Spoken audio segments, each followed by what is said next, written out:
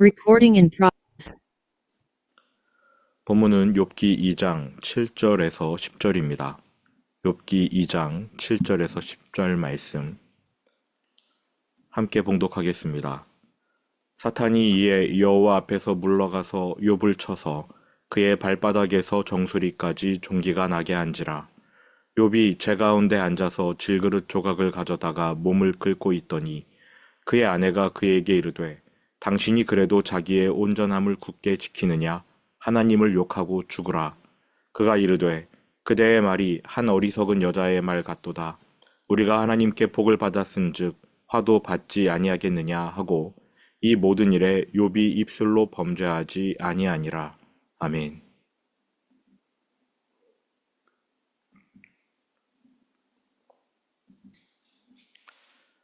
욥의 고통이 어떠한지 우리는 모릅니다.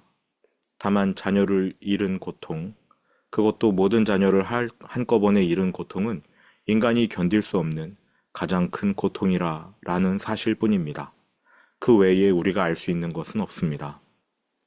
세월호 참사, 이태원 참사 때 자녀를 먼저 떠나보낸 부모님들은 엄청난 고통 가운데 신음했습니다. 그 아픔은 무엇으로도 위로받을 수 없습니다. 안타깝게도 우리 사회는 그분들을 함부로 대했습니다. 이 일을 정치 문제로 끌고 가 사회를 양분화시킨 사람들도 있었고요. 그러한 정치 노름에 부하내동한 기독교인들은 입에 담지 못할 험담도 내뱉었습니다. 자녀를 잃었으니 어떻게든 원인을 알고 싶어 원인 규명 촉구를 위해 단식하는 분들 앞에서 폭식 투쟁하는 사람들도 있었습니다. 그러한 사람들은 스스로 인간성을 포기한 거라 생각합니다. 유약하게나마 남아있던 자신의 미미한 인간성을 스스로 무너뜨려 버린 것이지요. 욥의 곁에도 그러한 사람이 있었습니다. 다름 아닌 그의 아내입니다. 9절 그의 아내가 그에게 이르되 당신이 그래도 자기의 온전함을 굳게 지키느냐? 하나님을 욕하고 죽으라. 너무나 폭력적인 발언입니다. 욥만 자녀를 잃었습니까? 그 아내도 자녀 잃은 어머니입니다. 그런데 이 사람이 과연 자녀를 여인 어머니인가 의심이 들 정도입니다. 남편과 함께 고통을 나누기는커녕 남편을 비난합니다. 그런데 그 여인의 말을 곰곰이 생각해보면 아이러니하게도 해결책처럼 욥에게 들려오지 않았을까라는 생각도 듭니다. 첫 번째, 이 모든 사태의 원인인 하나님을 원망해라. 틀린 말이 아니잖아요. 둘째, 스스로 죽어라. 이때는 죽으면 모든 것이 끝날 거라고 믿었던 시대였습니다. 죽으면 이 세상에서의 고통은 멈추겠지요. 가장 처참한 순간에 가장 잔인한 말이 들려오는데 그 말이 틀리지 않게 들리는 너무나 괴로운 시간이었을 겁니다. 어쩌면 욥은 사탄이 원하는 대로 혹은 사탄에게 충동된 아내의 조언대로 하나님을 욕하고 자결할 수도 있었습니다. 적어도 이 세상에서의 고통을 끝낼 방법이긴 하지요. 그러나 그렇게 하는 것은 고통을 끝내는 방법이 아니라 사탄의 뜻을 따라 영원토록 고통받을 방법입니다. 이 땅에서 잠시 지내는 이 땅에서의 고통은 일시적입니다. 그러나 하나님과 결별한 자의 고통은 영원합니다. 사탄이 볼 때 지금 욥에게 남은 것은 욥의 생명뿐입니다. 그는 욥을 하나님과 분리하고 욥에게 하나 남은 생명을 빼앗아 간 후에 욥을 영원한 고통 속으로 밀어 넣으려 합니다. 영원한 고통을 안기기 위해 하나님을 저주해라. 그리고 죽음으로 이 세상의 일시적인 고통을 끝내라며 유혹하고 있는 거지요. 실로 엄청난 유혹입니다. 이를 위해 사탄은 가장 가까운 사람을 도구로 사용했습니다. 이 땅에서 고통을 함께 나눠야 할 아내인데 또 욥에게는 살 중에 살, 뼈 중에 뼈인데 이제 그 아내가 사탄의 도구가 되어 욥을 영원한 고통 속으로 밀어 넣으려고 하고 있습니다. 그런데 욥은 그 아내의 말이 어리석다고 결론 내렸습니다.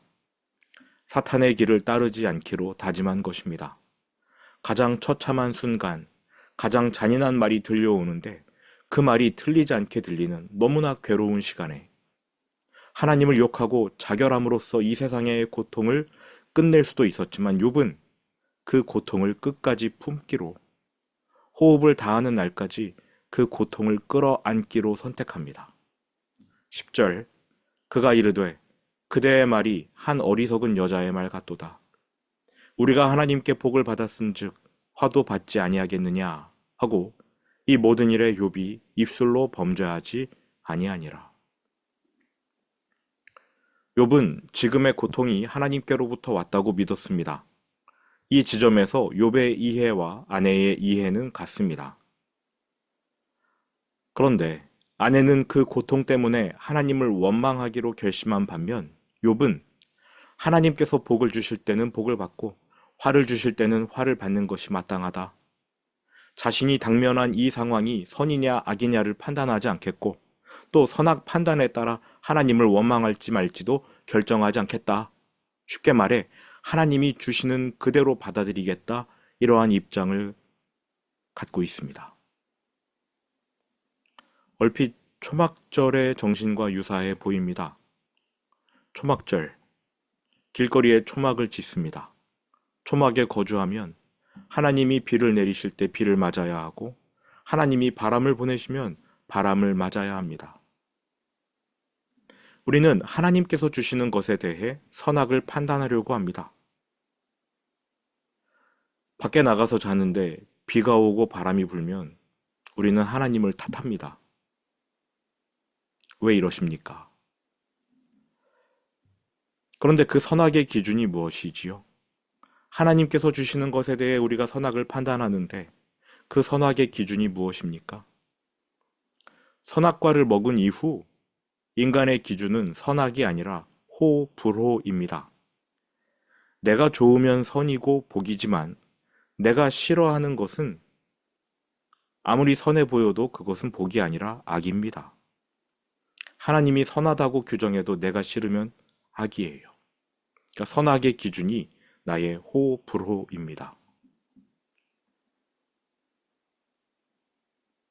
내가 좋아하든 싫어하든 모든 판단을 유보하고 하나님이 주시는 그대로 받아들이는 절기가 초막절입니다. 선과 악은 하나님의 기준에 따르는 것이지 우리의 호, 불호로 규정할 수 없습니다. 우리는 하나님이 선하시다고 말씀하신 것을 선이라 여겨야 하고 하나님이 악하다라고 규정하신 것을 악이라 여겨야 합니다. 욥은 선악의 판단을 보류했습니다. 하나님을 원망하지 않겠다. 하나님이 복을 주셨으니 하나님이 재앙을 주셔도 내가 그대로 받겠노라. 욥에게 일어날 일, 우리의 눈으로 객관적으로 보시기 바랍니다. 고통이고 슬픔입니다. 참사지요. 악입니다. 당연히 기피하고 싶은 일이고요. 죽도록 싫은 일입니다. 그런데 하나님이 그렇게 하시기로 선택했어요. 그래서 욥은 자신에게 닥친 일의 선악을 판단하지 않기로 결정합니다. 다만 이 모든 일의 주권자가 하나님이심을 인정하고 있습니다. 우리가 하나님께 복을 받았은즉 화도 받지 아니하겠느냐. 이렇게 해서 사탄의 모든 계략은 끝났습니다. 욥에 대한 하나님의 신뢰는 옳다 판명났습니다. 욥은 의롭고 하나님을 경외하는 자 증명되었습니다. 하나님은 사탄의 참소를 잠재워 버렸습니다. 더는 사탄의 참소가 없습니다. 하나님이 승리하셨어요. 여기까지가 욥기 전반부의 내용입니다.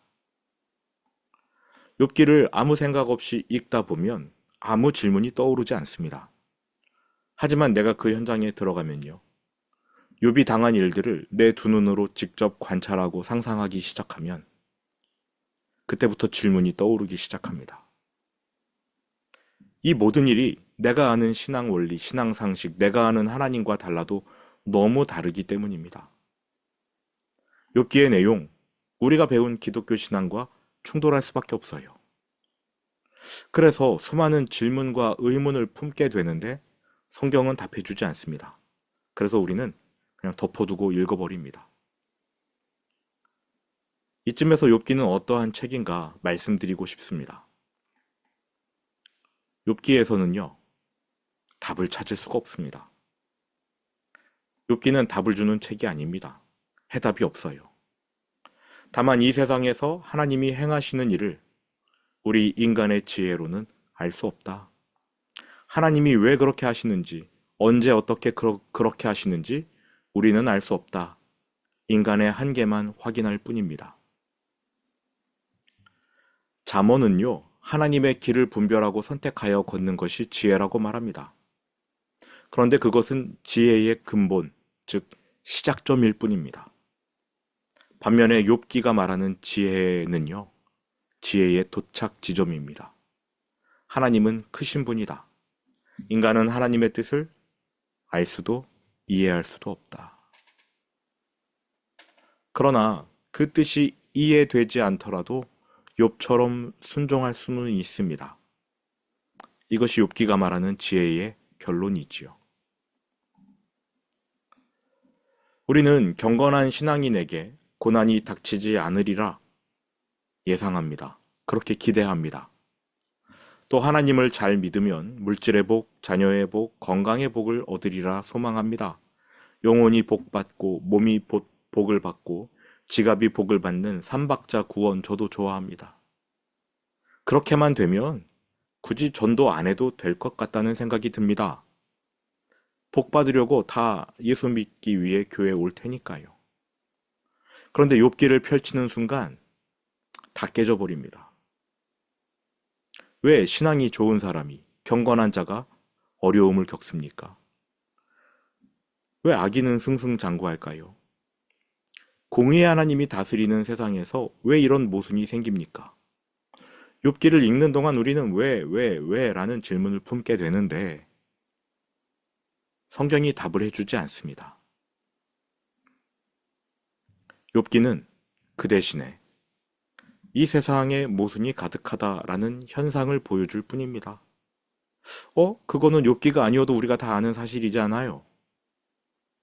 그럼 그걸 왜 읽죠? 왜 우리가 욥기를 읽어야 합니까? 욥기는 뭘 알려주나요? 하나님이 왜 그렇게 행하시는지 그분의 뜻과 지혜를 인간인 우리는 알 수 없다라는 것을 알려줍니다. 그럼 이 책은 전혀 도움이 안 되나요? 아닙니다. 내가 믿는 신앙과 이 세상이 돌아가는 것이 다를 때, 즉 성경의 가르침과 위배되는 모순이 내 삶에서 일어날 때 과연 내가 어떠한 태도, 어떠한 생각을 취해야 하는가를 도와줍니다. 앞으로 계속 욥기를 읽을 텐데 수많은 질문을 품으시기 바랍니다. 하지만 이 책에서 답을 찾지는 못하실 겁니다. 신앙의 선배들도 못 찾았고 우리도 못 찾을 겁니다. 하지만 내가 어떠한 태도로 삶의 고통을 이해해야 하는지, 또 고통의 순간에 어떻게 반응해야 하는지 욥기를 통해 약간의 도움을 받을 수는 있을 겁니다. 중요한 것은 왜가 아닙니다. 왜 고통이 닥쳤는가?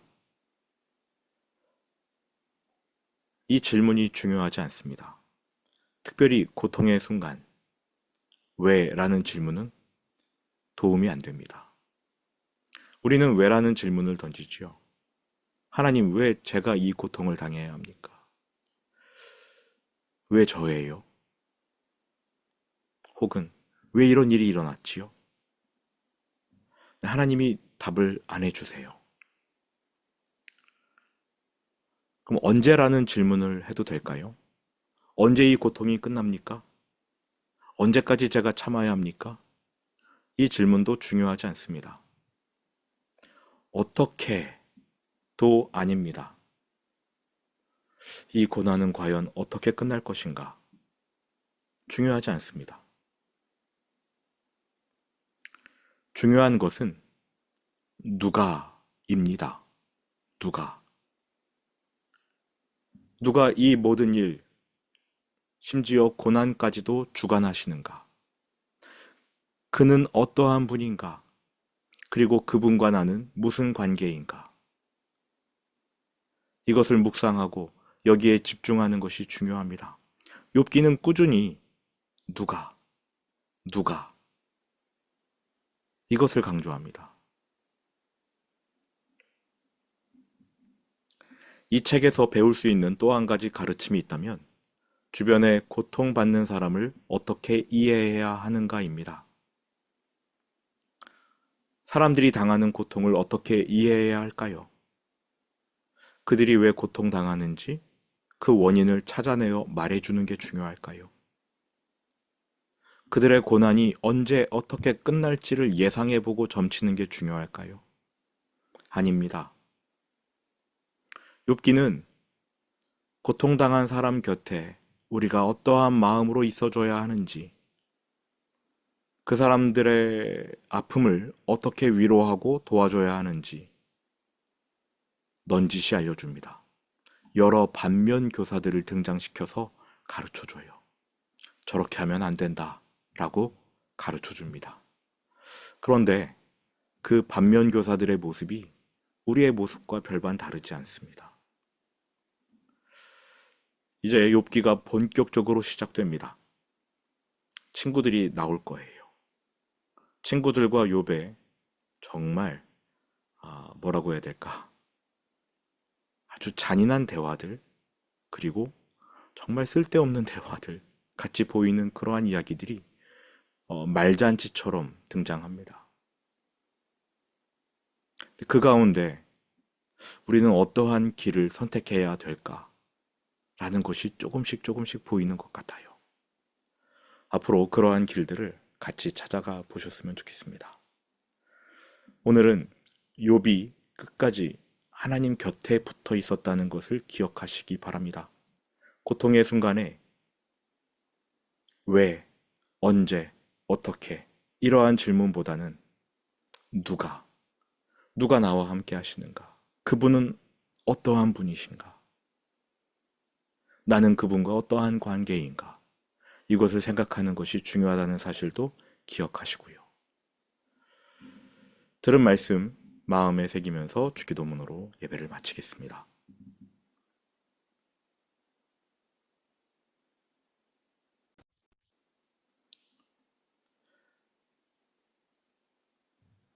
하늘에 계신 우리 아버지, 아버지의 이름을 거룩하게 하시며 아버지의 나라가 오게 하시며 아버지의 뜻이 하늘에서와 같이 땅에서도 이루어지게 하소서. 오늘 우리에게 일용할 양식을 주시고 우리가 우리에게 잘못한 사람을 용서하여 준 것 같이 우리 죄를 용서하여 주시고 우리를 시험에 빠지지 않게 하시고 악에서 구하소서. 나라와 권능과 영광이 영원히 아버지의 것입니다. 아멘.